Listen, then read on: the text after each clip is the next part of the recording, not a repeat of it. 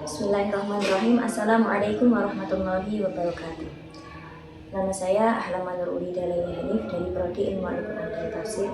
Di sini saya akan melaksanakan ujian akhir Ma'had Al-Jami'ah Darul Hikmah Syekh Wasni Kediri, yaitu membacakan Quran surah Saba ayat 13 sampai 15, kemudian memaknai serta menjelaskan. A'udzu billahi minasyaitonir rajim. Bismillahirrahmanirrahim.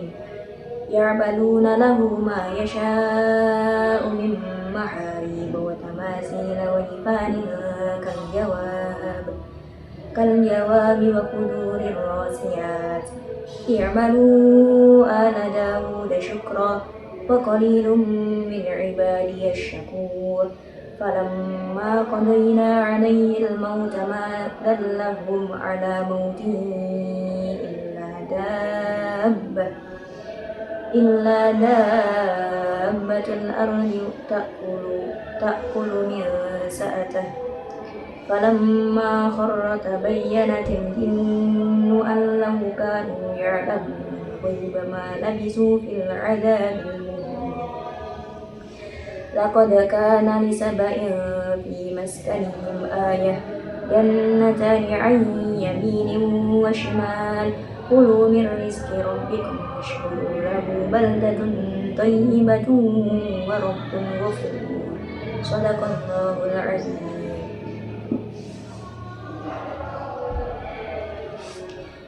Bismillahirrahmanirrahim.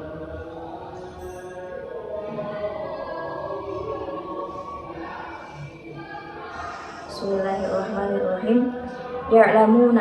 Ya'lamuna kang nglakoni sapa jin lahu maring ya'lamuna kang nglakoni sapa jin lahu maring Nabi Sulaiman ma yasha'u ma ing perkara yasha'u kang karep sinten Nabi Sulaiman min maharibi rupane min maharibi saking pira-pira matara watamasila lan pira-pira gambar-gambar wajibanin lan mangkok kal jawabi kaya dene kolam wa kuturin lan pira-pira kendi rosiatin kang kukuh. Ya'malu nglakoni sapa sira ala Dawuda keluargane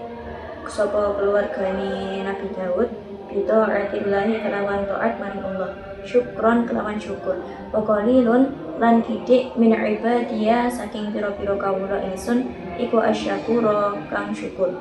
Falamma qadaina mongko lamun mestekno sapa ingsun alaihi ing atase Nabi Sulaiman al-mauta ing pecah sapa Nabi Sulaiman madallahum kang den duduhi ala mautihi sapa jin lan den duduhake ing jin ala mautihi ing atase pecahe Nabi Sulaiman illa betul ardi angin rayap bumi tak kulu kang mangan apa dabah masa atahu ing tongkate Nabi Sulaiman. Falamma mongko lamun tersungkur sinten Nabi Sulaiman tabayana mongko dadi jelas apa al-jin an lamun jin laukanu lamun ana sapa pira-pira jin ya'lamuna weruh sapa jin al-ghaiba ing perkara kang gaib. Malabisu ora netepi sapa jin fil adabi ing dalem siksa al-muhini kang hina. Lamun teman-teman wis ana lisabain kedue wong Sabak, kedue kaum Sabak fi masakinihim ing dalam pira-pira panggonane wong Sabak ayatun utawi dadi ayat utawa bukti tanda jannatani ing kebun loro an yamini saking arah tengen, wa shimalin lan arah kiwa. Kulu mongko mangano sapa sira kaum Saba min rizki rabbihim min rizki rabbihim saking rezeki pangeran sira. Washkuru lan syukur sapa sira lahu maring rezekine pangeran baldatun iku baldatun negara thayyibatun kang apik. Wa rabbun lan utawi Allah zat kang mengirani iku ghafurun zat kang pangapura, zat kang maha pangapura. Jadi dalam Quran surah Saba ayat 13 sampai 15 ini, dalam ayat ke-13 ini menjelaskan tentang nikmat yang diberikan kepada keluarga Nabi Daud, yaitu Nabi Sulaiman. Dalam ayat ini Allah memerintahkan kepada para jin untuk bekerja kepada Nabi Sulaiman, mengerjakan segala sesuatu yang dikehendaki beliau. Hal ini sebagai bentuk tunduk kepada Allah, dan apabila mereka mengingkari ataupun berpaling dari perintah Allah, maka mereka akan diazab, akan disiksa. Kemudian ada beberapa hal yang dibangun atau dikerjakan oleh para jin, antara lain yaitu mawarib itu bangunan tinggi dan megah seperti istana dan tempat ibadah yang agung. Kemudian ada tamasil, patung atau ukiran-ukiran yang dijadikan sebagai hiasan, yang mana pada masa beliau, pada saat masa Nabi Sulaiman ini dibolehkan dalam syariatnya, yang kemudian di masa Nabi Muhammad diharamkan. Kemudian ada jifan atau nampan piring besar. Kemudian ada kaljawab, piring raksasa yang sebesar kolam ikan dan digunakan untuk jamuan besar. Dan yang terakhir ada ulur rosyad, periuk-periuk besar yang tetap di atas tungku karena berat dan tidak mudah dipindahkan. Jadi semua ini sebagai gambaran betapa besar nikmat Allah yang diberikan kepada Nabi Sulaiman, dan Allah memerintahkan kepada beliau, kepada keturunannya untuk selalu bersyukur, bukan hanya dengan ucapan, akan tetapi juga dengan tindakan, dengan hati dan juga tindakan dalam bentuk ketaatan kepada Allah Subhanahu wa Ta'ala. Allah juga menyebutkan bahwa semua hamba benar-benar sempurna rasa syukurnya itu sangat sedikit, sehingga kita ini sebagai peringatan dan juga penekanan kepada kita untuk agar kita bisa bersyukur di setiap saat, di setiap nikmat yang diberikan Allah kepada kita. Dalam ayat 14 di sini berisi tentang bantahan terhadap manusia yang menganggap bahwasanya jin mengetahui hal-hal yang gaib.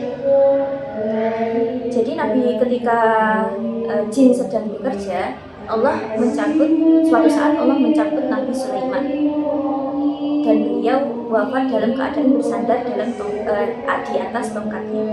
Dan Allah menghendaki bahwasanya tongkat itu tidak jatuh. Jadi para jin tidak mengetahui bahwasanya Nabi Sulaiman sudah wafat. Dan sampai ketika Allah memerintahkan kepada Dabbatul Ard atau rayap untuk menggerogoti tongkat tersebut, yang mana sedikit demi sedikit tongkat itu menjadi rapuh dan akhirnya patah. Dan setelah Nabi Sulaiman, ketika tongkat itu patah, otomatis Nabi Sulaiman tumbang. Para jin baru mengetahui bahwasanya beliau sudah lama wafat.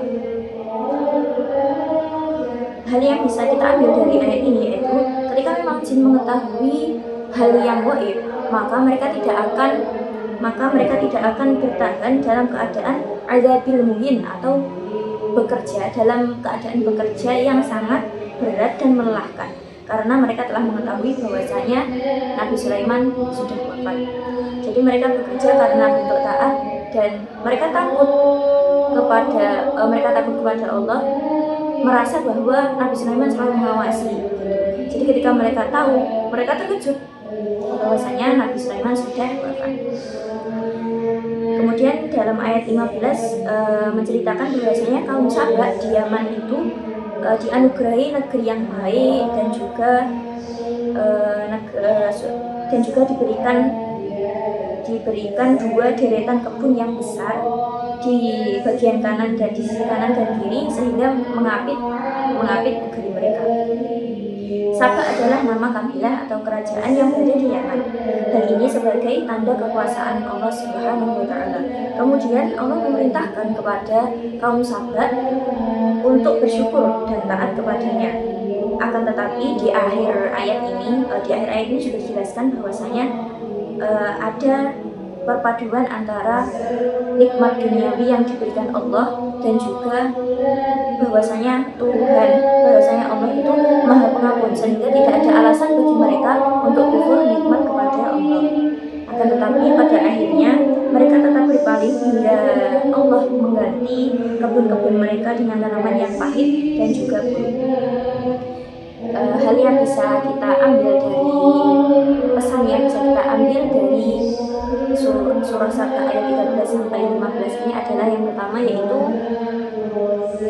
kita harus selalu bersyukur di setiap saat atas setiap nikmat yang diberikan Allah, dan juga pasti kita selalu merasakan nikmatnya, akan tapi kita mungkin tidak sadar, dan akhirnya itu menjadikan kita tidak bersyukur atas nikmat yang diberikan Allah. Kemudian yang kedua ada bahwasanya jin itu tidak mengetahui hal yang gaib, yang mengetahui hal gaib itu hanya Allah Subhanahu wa Ta'ala, sehingga kita tidak boleh meyakini, bahkan haram untuk meyakini bahwasanya jin